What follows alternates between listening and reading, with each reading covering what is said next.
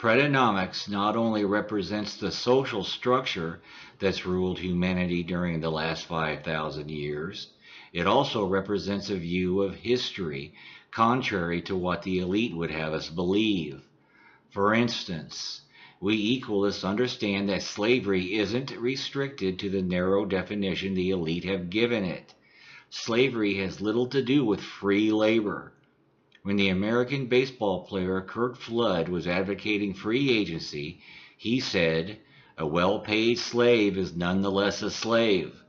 The black slaves of the American antebellum South didn't work for free either. They were paid with free clothes, shelter, food, medical care, and job training, but they still knew they were slaves.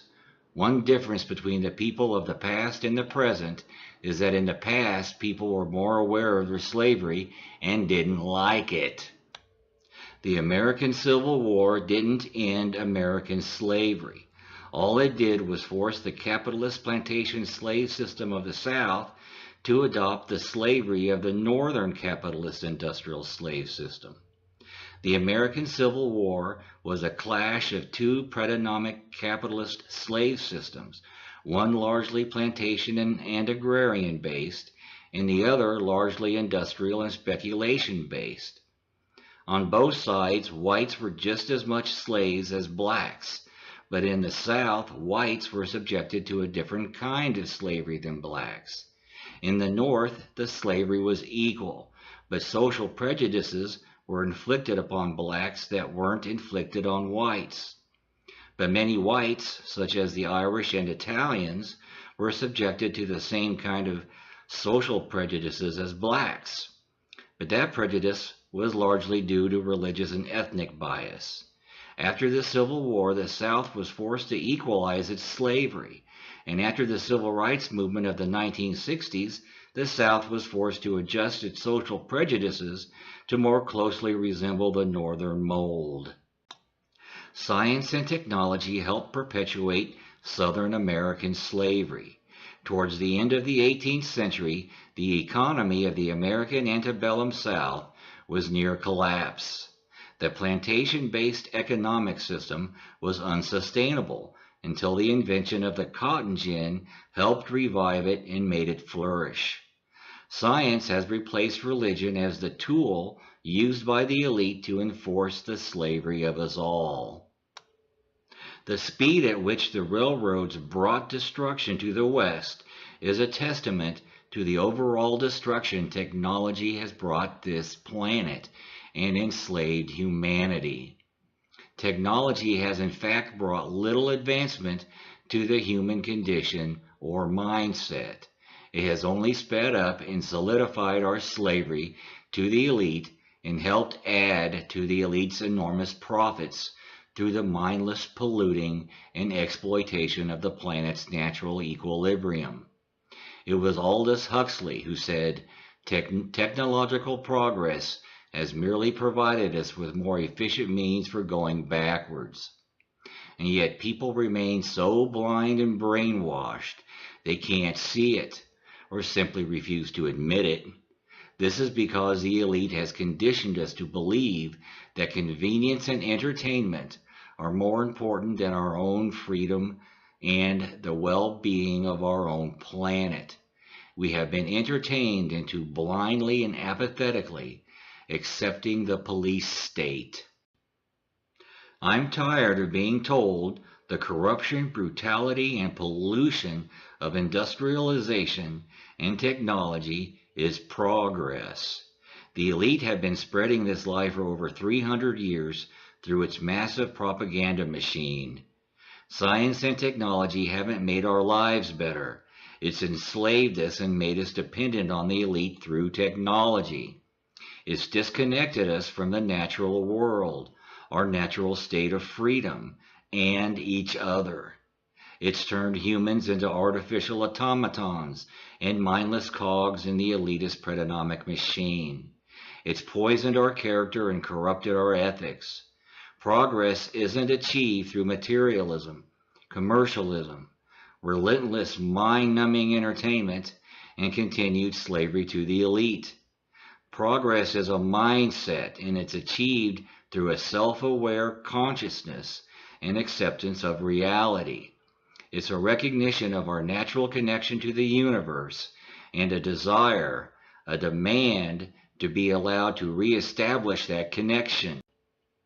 The biggest threat humanity faces right now isn't some sci-fi future threat from space aliens, but from the very real earthbound global elite in the industrial pollution, AI, transhumanism, and police state technologies they've already created for us right here on our planet.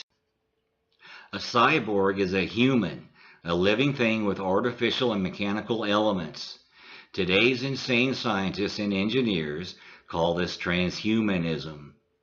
They're already attaching mechanical limbs onto and inserting microchips into humans. Wake up, people. This transhumanism is reality. The police state is here. We don't want to be ruled by the elite through any technology, not virtual reality, not surveillance drones and cameras, not mechanized police or military, not through transhumanism or by robot slaves that we just become dependent on like damn stupid cell phones, home computers, and other pointless commercial products. People have become so brainwashed they can't recognize their own manipulation and oppression anymore. But science and technology have been both a curse and a benefit to humanity. However, we seem to accept the wrong aspects of science as curses and benefits. In 1971, C.P. Snow said in the New York Times, "Technology is a queer thing. It brings you great gifts with one hand and stabs you in the back with the other." We've embraced the curse that police state science and technology has brought and reject the benefit that the environmental sciences have brought. And that is the discovery of climate change, which itself is the result of technological abuses.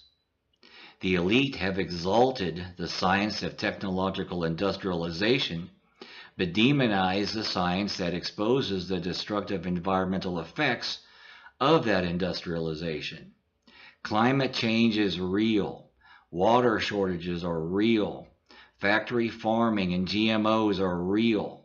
And the destruction these cause is real.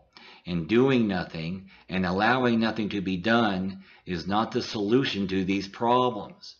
One of the lessons of history is we need to stop listening to the elite as they continue ignoring attempts at resolving problems that they cause for their profit and self-interest, which always leads to more human misery.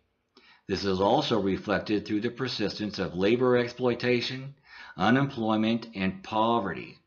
The elite are making decisions for the rest of humanity they've no right to make. And through the implementation of industrialization, digitization, and the police state, scientists and engineers are doing the same thing. As I said in part 2 of this series, Predonomics uses a highly sophisticated, interconnected propaganda machine to misrepresent concepts and ideas that challenge their elitist authority. Sure, much of human history has been kept from us, some intentionally by our oppressors, and some by time itself. And many civilizations of the distant past have been surprisingly technologically advanced and even culturally linked. But what on earth makes you think any of these ancient peoples had any more connection to the divine, spirituality, or wisdom than we have today? This is just romantic thinking. Since the first civilization, the elite have been leading us away from nature, away from our natural connections with the planet and each other. They've been hurting us and separating us. They've been conditioning us and corrupting our natural instincts. They've made us more gullible, more apathetic, more distrusting, more untrustworthy, more self-centered, more alike, more compliant, more violent, and more dependent on technology. Nature didn't intend humanity to live this way, but the elite have stolen our humanity from us and turned us into insanely predictable, easily manipulated, and highly controllable automatons, unable to survive or think on our own. They've used many methods to achieve this, including nationalism, militarism, materialism, consumerism, religion, science, and technology. Stop listening to your oppressors and start doing what your natural instincts tell you is right. The rejection of our participation in this corrupt system is the only way out of this mess.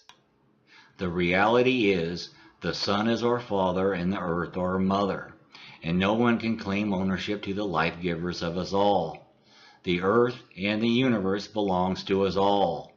Furthermore, the earth, like the sun, is one organism. Humanity is one organism, and the universe is one organism. Yet the elite, through science, technology, and yes, religion, continues to divide us and our planet contrary to our natural instincts. Jesus was right. A house divided cannot stand. This is the cause of our discontent, our hate, our stress, our fatigue, our confusion, and crisis of identity and conscience. There's absolutely no reason why science, technology, and religion can't be applied in conjunction with nature rather than in opposition to it. There's no reason why science, technology, and religion can't work ethically for the common good and the good of the planet. More artificiality is not the answer to our current dilemma. It's the cause. We've been ordained by God or nature through the virtue of our self-awareness, consciousness, or consciences to go through life together, to share our experiences and the planet, to be neighbors and fellow travelers through this common time and space. Humans are both social and solitary creatures. Instinctively, we want to contribute to society and be beneficial to each other, but we also want to be left alone just as much. We're instinctively both reflective and expressive. We're supposed to both admire and appreciate nature, while at the same time constructively utilizing it to our species' advantage, for our individual well-being and the common good. Humans weren't created to be slaves or in conflict with one another. We are natural beings, and our spirituality is derived through humanity's intrinsic connection to the natural world. What the elite has succeeded in doing through civilization and materialism is remove us from our natural position on this planet. This removal can be directly linked to all the stress-related physical illnesses and psychosis and neuroses. We aren't supposed to be living this way. It doesn't mean we aren't supposed to advance technologically, but this advancement is supposed to be in conjunction with nature, not in opposition to it. Because of the oppression from the elite, we've lost all connection to the natural world and our rightfully free place within that world. Humanity is led by insane people who have caused us to believe this insane artificial world they've created for us is desirable or even acceptable. Learn more wisdoms and lessons of history by watching Equalism 118D, coming soon. Thanks.